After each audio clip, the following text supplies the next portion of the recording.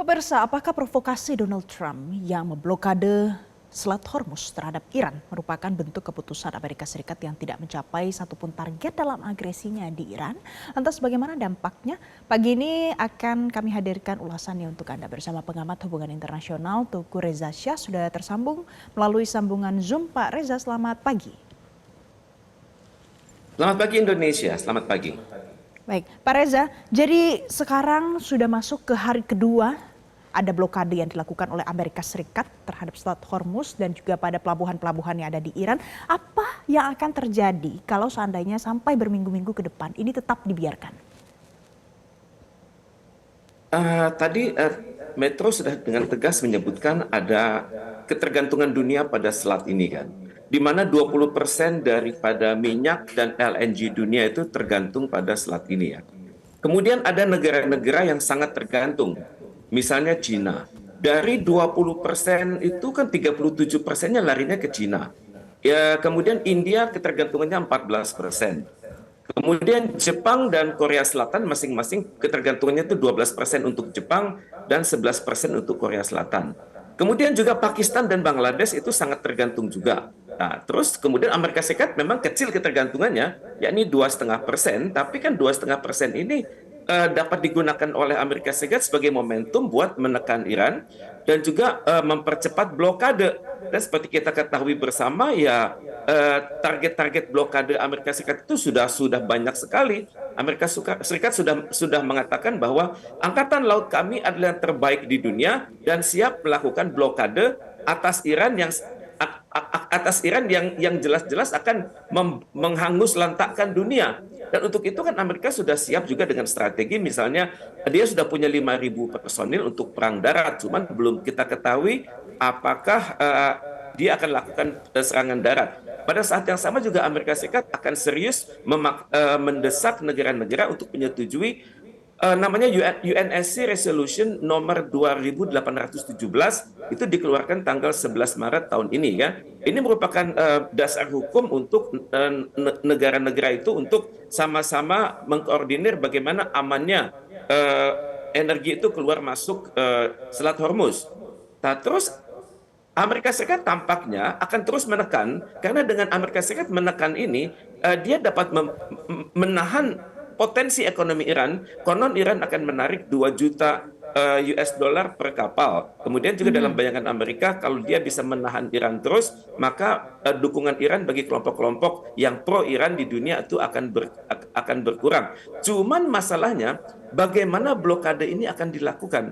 Apakah lewat kapal laut, apakah lewat kapal-kapal selam, ataukah lewat koordinasi dengan kapal-kapal perang? Karena saat ini harga minyak sudah naik 8%, kemudian kalau kita perhatikan harga dari Brent crude oil itu sudah naik juga 7%. Jadi kalau hal ini berkembang terus, maka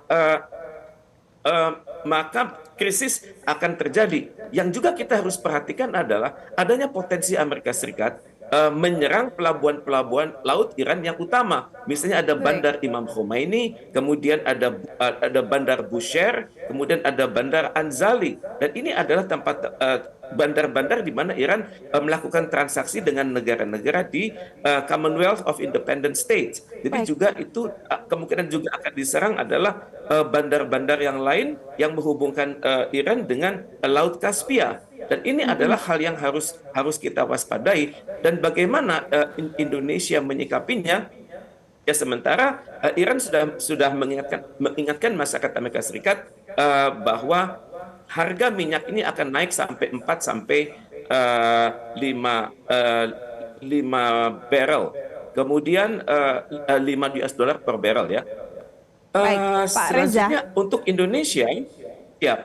Pak Reza, kalau dengan situasi seperti ini, blokade sudah berlangsung, hari ini adalah hari kedua, kemudian Anda mengatakan ada potensi Amerika Serikat bisa saja menyerang pelabuhan dan pangkalan besar yang ada di Iran. Nah, apakah mungkin nanti akan terjadi lagi negosiasi putaran kedua di Pakistan? Biasanya begitu ya, Amerika Serikat itu kalau sudah berhadapan dengan suatu krisis dan dia merasa belum tentu menang, maka dia akan melakukan negosiasi. Kalau kita perhatikan media massa Amerika Serikat mengatakan JD Vance sudah siap dengan negosiasi tahap kedua di Islamabad. Ya cuman kita harus melihat kalau Iran ini datang dengan kontingen yang sangat serius. Ketua DPR-nya datang, Menteri Luar Negerinya datang, kemudian Direktur Bank Sentralnya datang, Rektor Universitas Pertahanannya datang, kemudian juga ahli-ahli nuklirnya datang. Sedangkan Amerika Serikat hanya diwakili oleh JD Vance, kemudian oleh menantu Donald Trump, yakni Kushner, dan juga Witkoff. Dan Witkoff dan Kushner ini bukan negosiator begitu. Mereka adalah pelaku-pelaku bisnis dan pelaku-pelaku jual beli apartemen, pelaku-pelaku infrastruktur. Jadi tampaknya kita baru tahu apakah negosiasi ini akan berhasil dari siapakah kontingen Amerika Serikat tersebut.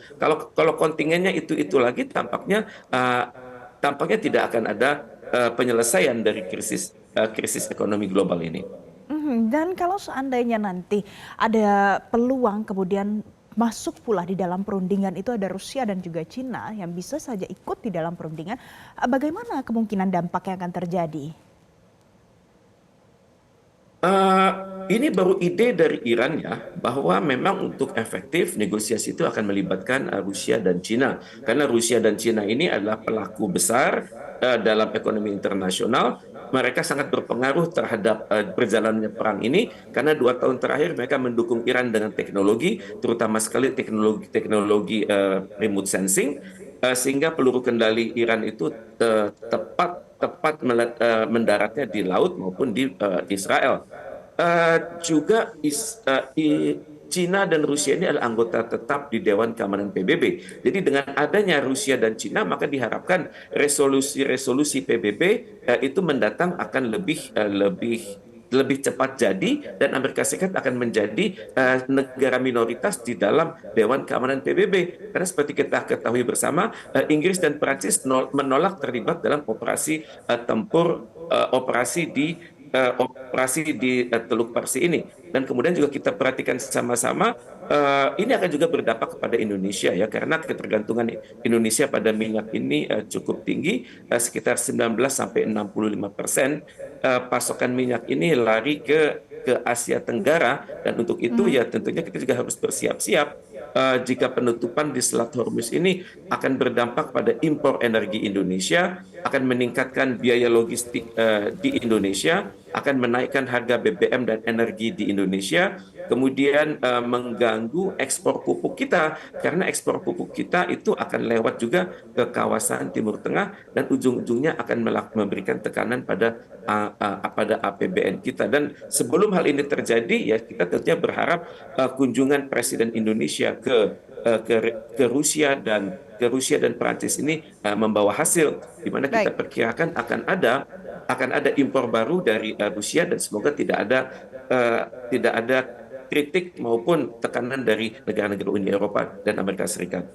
Oke, tadi kita sudah bahas soal probabilitas bergabungnya Rusia dan juga Cina dalam perundingan ini, pemirsa. Tapi Pak Reza, salah satu yang menjadi concern adalah soal pertemanan dan hubungan dekat antara Amerika Serikat, antara Donald Trump dan juga Bibi Netanyahu. Sejauh ini bagaimana Anda melihat pengaruh dari seorang Benjamin Netanyahu dalam proses perundingan yang mungkin terjadi antara Amerika Serikat dan juga Iran? Untuk itu saya teringat pada suatu dokumen yang dibuat oleh Direktur Kontraterorisme Amerika Serikat. Di situ dia mengatakan ini perang bukan perang Amerika Serikat. Ini adalah perangnya Israel yang dipaksakan atas Amerika Serikat. Dan kalau kita perhatikan juga gelombang demonstrasi di dalam negeri Amerika Serikat itu mengingatkan bahwa Amerika Serikat itu adalah terjebak dalam skenario dari Israel. Dan memang kita harus akui bersama, Donald Trump ini adalah pemimpin yang sangat lunak, berbeda dengan pemimpin-pemimpin sebelumnya yang Baik pemirsa, sepertinya ada kesalahan sambungan dengan Pak Teguh Reza Shah. Nanti akan kami coba sekali lagi untuk menghubungi kembali. Tapi intinya pemirsa, tadi Pak Reza, pengamat hubungan internasional, sudah menganalisa bagaimana nantinya perundingan yang bisa saja terjadi untuk perundingan di Islamabad putaran kedua. Dan kita akan nantikan lagi bagaimana update-nya. Kita akan jeda terlebih dahulu. Usai jeda, tetaplah bersama kami. Jelajahi cara baru mendapatkan informasi. Download Metro TV Extend sekarang.